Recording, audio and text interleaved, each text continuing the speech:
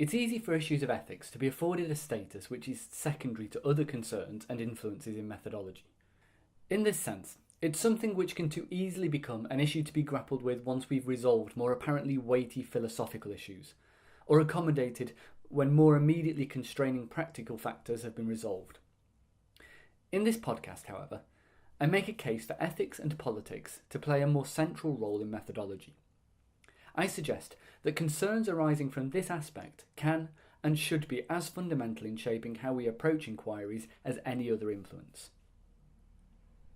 At its core then, when we talk about ethics of a methodology, we're concerned for the rights and wrongs of a piece of research or exploration, its impact on participants, for instance, or the institutions in which they are embedded.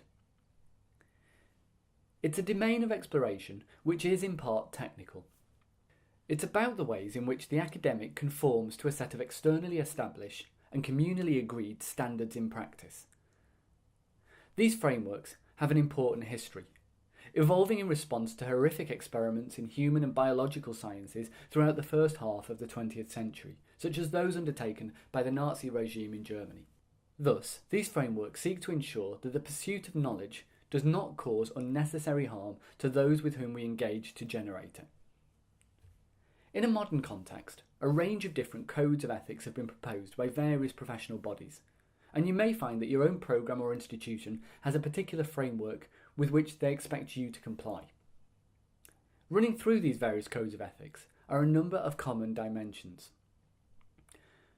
Protection of participants, for instance, is universally emphasised, with consequent emphases on avoiding physical or psychological harm and other related issues such as the need for anonymity of both participants and institutions.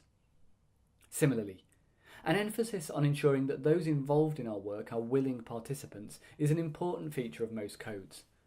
This commitment brings with it a sense that those involved in our work will have given informed consent, and that they will have a right to withdraw themselves and the data they provided from the work if they wish. All of this brings with it a further suggestion that deception should be minimised wherever possible, as without full information, the sense that participants are actively consenting is problematised. In producing any methodology, it's important that you attempt to comply with this basic framework. In doing so, however, you should spend time really grappling with the ethical dimensions of your research, and some of the complications which arise out of the particularities of context. In working with children, for instance, consent becomes a bit more problematic. Those under 16, for instance, can only offer assent, which needs to be supported by permission from parents and guardians. Deeper still, they're often present in institutions such as schools in which their free will is limited. They don't get to choose in these contexts whether they participate in particular activities. As such, we must recognise how our best intents at genuine informed consent can be compromised, and act to try and minimise these problems. On one level then, ethics is a technical exercise of conforming with the standards set out by the academic community, albeit one that deserves some really thorough thinking and interrogation. Sometimes these concerns can become located specifically in the data generation phase of a project, but a more joined up way of thinking would frame the issue more broadly.